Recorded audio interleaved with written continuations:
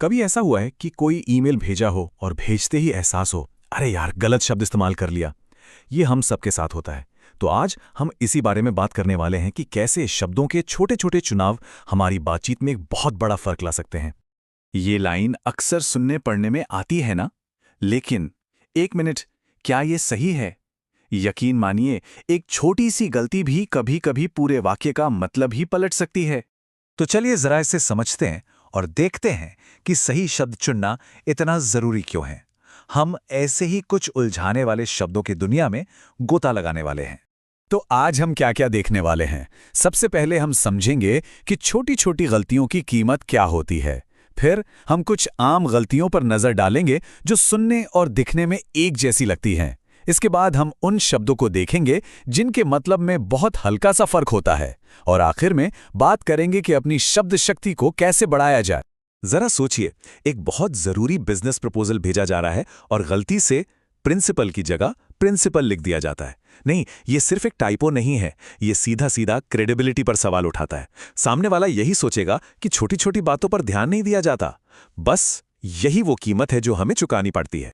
तो बात सिर्फ ग्रामर के नियमों की नहीं है, बात ये पक्का करने की है कि जो ख्याल, जो बात हम कहना चाहते हैं, वो सामने वाले तक बिल्कुल वैसी ही पहुंचे। जब हर शब्द सोच समझकर चुना जाता है तो मैसेज का असर ही कुछ और होता है। ठीक है, तो अब मिलते हैं कुछ सबसे आम मुजरिमों से। वो शब्द जो हैं तो जुड़वा भाई जैसे, पर मतलब में जमीन आसमान का फर्क है। हाँ, ये तो क्लासिक है, इट्स और इट्स। इसे याद रखने का एक बहुत आसान तरीका है। ये जो ऊपर छोटा सा कॉमा लगता है ना, जिसे एपॉस्ट्रोफी कहते हैं, वो असल में एक गायब हुए अक्षर की निशानी है। तो इट इज का मतलब है इट इज, और जहां ये कॉमा नहीं है वो किसी चीज का मालिकाना हक दिखाता है, उसका या उसकी। और अब आती है वो तिकड़ी जो सबको घुमा देती है, देर, देर और देर। देखिए, देर लोगों के बारे में बताता है, देर किसी जगह के बारे में, और देर तो बस दे आर का शॉर्टकट है। तीनों का काम बिल्कुल अलग है। अब प्रिंसिपल और प्रिंसिपल में क्या फर्क है, इसे ऐसे याद रखिए। स्कूल का प्रिंसिपल आपका पैल हो सकता है, मतलब एक इंसान, जबकि प्रिंसिपल एक नियम होता है, एक सिद्धांत। तो ऐसा हो सकता है कि किसी प्रिंसिपल के कुछ प्रिंसिपल हों। ये बहुत मजेदार है। सिर्फ एक अक्षर का हेरफेर, ई की जगह आई, और मतलब पूरी तरह बदल गया। देखिए, कॉम्प्लीमेंट में ई है जो कंप्लीट यानी पूरा करने जैसा लगता है, जैसे चाय और बिस्किट एक दूसरे को कॉम्प्लीमेंट करते हैं। और कॉम्प्लीमेंट में आई है, और आई यानी मैं किसी की तारीफ करता हूं। ठीक है, तो सुनने में एक जैसे लगने वाले शब्दों की बात तो हो गई। अब लेवल थोड़ा सा बढ़ाते हैं। अब उन शब्दों की बारी है जिनके मतलब बहुत बहुत करीब होते हैं, और इन्हीं बारीक फर्क में सारा खेल छिपा है। अश्योर शब्द बहुत पर्सनल होता है। ये तब इस्तेमाल होता है जब कोई किसी को दिलासा दे रहा हो, तसल्ली दे रहा हो, जैसे कहना फिक्र मत करो, सब ठीक हो जाएगा। आप किसी के मन का डर दूर कर रहे हैं। अब इंश्योर का मतलब है पक्का करना, कोई एक्शन लेना, जैसे दरवाजा बंद है या नहीं, ये जाकर दोबारा चेक करना। ये इंश्योर करना हुआ। यहां सिर्फ दिलासा नहीं दिया जा रहा, बल्कि गारंटी ली जा रही है। और तीसरा है इंश्योर, जिसका सीधा सीधा लेना देना पैसे और बीमा से है, जैसे अपनी गाड़ी या अपनी हेल्थ को इंश्योर कराना। जब भी फाइनेंशियल प्रोटेक्शन की बात होगी तो इंश्योर शब्द आएगा। तो अब ये बिल्कुल साफ है ना? सारा खेल कॉन्टेक्स्ट का है। क्या किसी को तसल्ली दी जा रही है, या किसी काम को पक्का किया जा रहा है, या फिर किसी चीज का बीमा कराया जा रहा है? सही शब्द चुनने से इरादा एकदम साफ हो जाता है। इसे समझने का एक बढ़िया तरीका है। बोलने वाला इशारा करता है यानी इम्प्लाई करता है, और सुनने वाला उस इशारे से मतलब निकालता है यानी इन्फर करता है। एक सुराग देता है, दूसरा सुराग को समझता है। ये दोनों तरफ से काम करता है।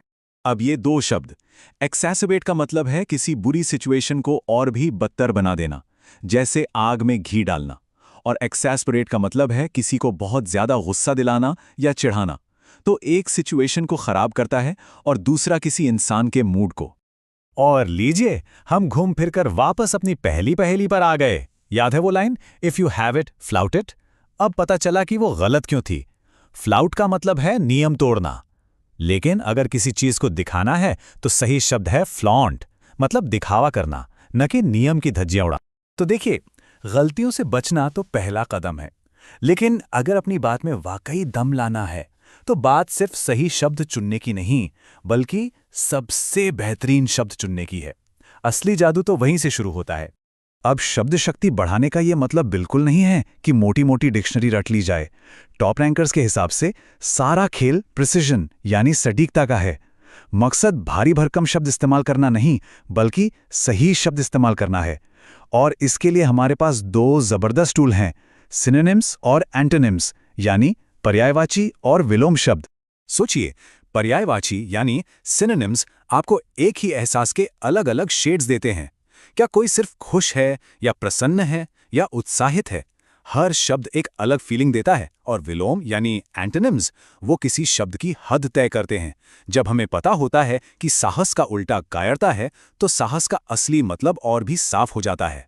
तो कुल मिलाकर अपनी वोकैबुलरी को एक टूल बॉक्स की तरह समझना चाहिए। जितने ज़्यादा और बेहतर औजार होंगे, उतनी ही सफाई और मजबूती से अपने आइडियाज़ को शक्ल दी जा सकती है। ये ठीक वैसा ही है जैसे एक ही हथौड़े से सारे काम करने की कोशिश करना, बजाय इसके कि हर काम के लिए सही टूल इस्तेमाल किया जाए। तो हमने क्या क्या सीखा? एक जैसे दिखने सुनने वाले शब्दों पर ध्यान देना, एक जैसे मतलब वाले शब्दों के बीच का बारीक फर्क समझना, और अपनी वोकैबुलरी को एक टूल की तरह इस्तेमाल करना। ये सब सिर्फ ग्रामर के नियम नहीं हैं, ये वो तरीके हैं जिनसे हमारी बात में वजन आता है और मतलब साफ होता है। तो जाते जाते बस एक सवाल, अगली बार जब कुछ लिखा या बोला जाए तो एक पल के लिए रुककर सोचा जाए, क्या ये वो सबसे अच्छा शब्द है जो यहां इस्तेमाल हो सकता है? बस ये एक छोटा सा पॉज बात कहने के अंदाज को पूरी तरह बदल सकता है। तो इस पूरी बातचीत के बाद ऐसा कौन सा शब्द है जिसके इस्तेमाल पर अब से ज्यादा ध्यान दिया जाएगा? हमारे चैनल को सब्सक्राइब कीजिए और वीडियो को अपने दोस्तों के साथ शेयर जरूर कीजिए। कमेंट सेक्शन में अपना डाउट या नेक्स्ट टॉपिक लिखना मत भूलिएगा।